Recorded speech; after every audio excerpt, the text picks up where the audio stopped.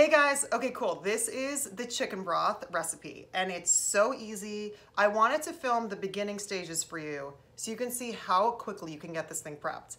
I cook as much as I can with chicken broth. I put it in soups, I make stir fries. My proteins I cook in it. I really try to infuse it into my family's food as much as possible, as well as my own. There's so many incredible nutrients. So to start, ingredients. First, this is I'm filming this on my cell phone, so it's a little janky, so bear with me. Okay, Cuisinart crock pot. My butcher, I know he gets his fresh organic chickens on Friday. So a lot of times if I can't cook them right away, I'll freeze them. So this is a frozen organic chicken that I got from my butcher. And you wanna make sure it's organic and hormone-free because ultimately when you're drinking this broth and cooking with it, if it's, you know, eating a bunch of bad stuff and if it's pumped with hormones, you're gonna be ingesting all that. So you don't wanna do that. That's the opposite of what we're trying to do, drinking this stuff and cooking with this stuff. So now I'm gonna have my editor set a timer so you can see how fast you can do this. Okay, cool, so start the timer now. Chicken in the crock pot. So now we have 2 organic carrots. You can peel them if you want. I just chop them to big chunks, give them a rinse, or you could peel them. Organic carrots. This is organic thyme, and then we have rosemary, and they add beautiful flavor to the broth. Then we have yellow onion.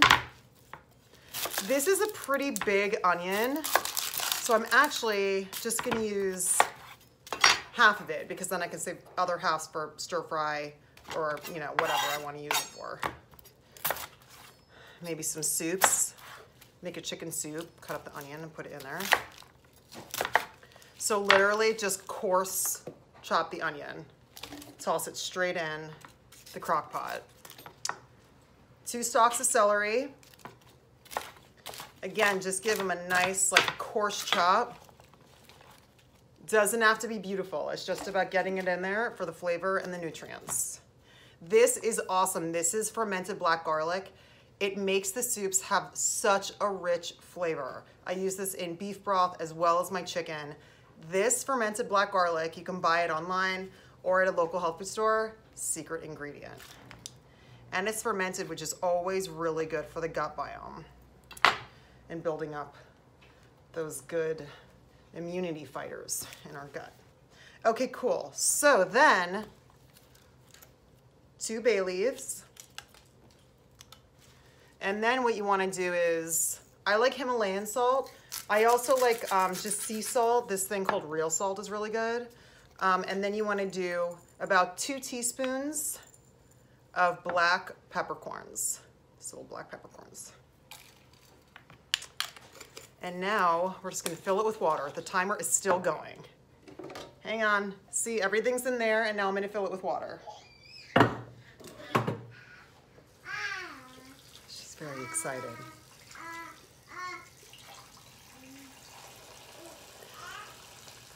I hate when the timer's running while I'm filling the water. It's like, but it's so easy, you guys. It adds so much flavor to so many of your dishes, as well as just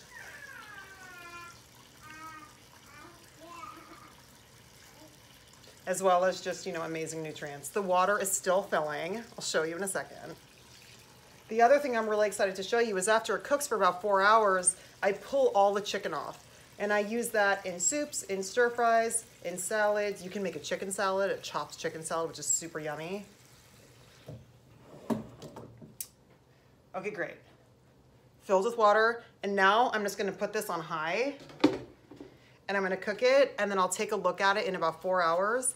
And if the chicken's cooked through, I'm gonna show you guys how I pull that off. It's super easy. Cool. All right. See you soon. Okay, I have to be kind of quiet because my kid is sleeping, but I really wanted to show you this step in the broth because this step makes your life so much easier by having this chicken ready to go in the fridge. My broth has been cooking for about 4 hours. And then I'll have it in the fridge. I can quickly, like with the broth, cut the chicken into it, make a soup. I can cut it into stir fry. Throw it into a salad, chop it into a chicken salad, like I said earlier. It's just really nice having it ready to go. And you already got this beautiful organic chicken, so you want to try to use as much of it as you can. Okay, cool. So I'm gonna try to show you this. I'm holding my cell phone with one hand, so I'm gonna show you with a fork how I do this with one hand, but then I'll put the phone down so I can actually like get the meat off and show you how to do it. So this is what my broth looks like right now. Okay. So it's, oops, oh my gosh. Okay, I was filming the window.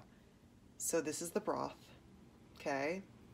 And now what we're gonna do is pull the skin away from the meat. And the meat should really come off quickly. Normally I do this with two hands, but I just want to show you. Here is a big, beautiful piece of meat that just came off. Beautifully cooked in its own juices, right? So this, I'll go through the entire chicken. I'll flip it over. I get all the meat off that I can, all of this dark meat. I'll pull all the meat off this drumstick. So I'll go through, I don't know if you can hear my upstairs neighbors walking around. New York living people. So yeah, so I'm gonna pull all the meat off. I'm gonna use both my hands to do it, and then I'm gonna show you the little mound of chicken that I have afterwards. And then I'll let it cool, put it in a glass storage container or some kind of metal storage container, and then put it in the fridge. So I'll be back in a second. Okay, cool, look. All of this chicken that I pulled from the broth. So just, the broth is hot, obviously. So when you're using the forks to get, or the tongs or whatever you're using to get the chicken off, just please be careful until you get the hang of this, because it is very easy to burn yourself. So just watch out for that. But this is awesome. As soon as it cools, I'm gonna cover it with a lid, pop it in the fridge so it's ready to be prepared with my meals. And then after the broth cooks all night, the next part of the video, I'm gonna show you guys how I strain it and then store it so it's ready to go. I do this all the time. I'm so stoked to share this with you guys to see how you use it and what you think. Okay, good. See you soon. The broth has been cooking overnight, so now I'm gonna show you the next thing I do with it. So I turned it off a couple of hours ago so it can cool down so I could actually handle the pot. This is an example of what it looks like. So that's the broth. And because I let this cool, I'm able to pick it up and then pour it into the pot. A big soup pot, just like this. And then here's one of my big strainers. And I just like plop it right into the pot. And what's cool is because this strainer has handles, it just rests. I don't know if you can see that, but it just rests right in the pot. I let the inside pot cool down so I could show this to you guys. Just get everything in there. So then that is the liquid gold. So you just shake it out, and I'll hold it here for, you know, probably like 20 to 30 seconds. Let all the good stuff come out. People have asked me if I save any of this stuff. Sometimes I do, it depends. Like when I'm pulling out the chicken, like I showed you in the last part of the video, I'll like pull out a couple pieces of carrot or onion maybe. But when it's been cooking all night, I generally just discard this. So then this, once I get all the broth through, this I'm gonna discard. Okay. And then this is your gorgeous liquid gold. So then what I'll do now is you can either just put a lid on this, you could put a lid on it and put it right in the fridge, but I wanted to show you guys an example of how I actually store my broth. So you could see how easy it is to keep this in the freezer or in the fridge. I mean, I always like having some in the freezer. As example, this is a broth that I made last week.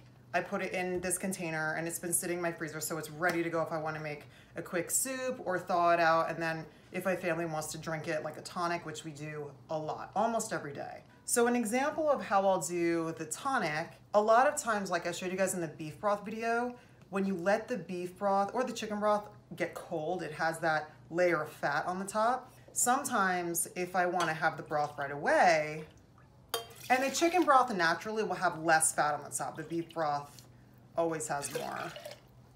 But here's an example of something I'll do if I want to drink it right away or if I want to cook with it right away. So this is this awesome little gadget, or whatever you want to call it. My mother introduced me to these when I was a kid. This is called a fat separator. And it's so funny because so many people they've never seen a fat separator. Whenever they see this, they're like, what is that? I don't know if you can tell, but see how all the fat rises to the surface? So then if you pour all the broth out, you can see the fat is staying on the top, and then right when the fat starts to come out, you just stop, and then the fat is left in there. You can see the layer of fat is still in there. That's why this thing is so cool. I love this. I use it all the time. So then here's an example if I want to drink it, you know, like a tea or a tonic that same day before it gets cold and you lift the fat off. Other than that, another way I store it is you can store it in ice cube trays. So then when you're cooking or making a stir fry or whatever, where you just want like a little cube, a little flavor, you know, some quick nutrients, you can just pop one out and throw it in there. Helps keep all your protein moist. And then these are just other examples of storage containers I might use to put it in. And then, you know, as I showed you, it's like easy just to go to. Okay, so that is how I make my chicken broth and store it. And in some upcoming videos, I'm gonna show you how I then use it and get food prepped super quickly with a lot of nutrients and flavor, and I'm really excited to share that with you. Subscribe to my channel and turn on notifications so you know when I put up a new video, and thanks so much for watching.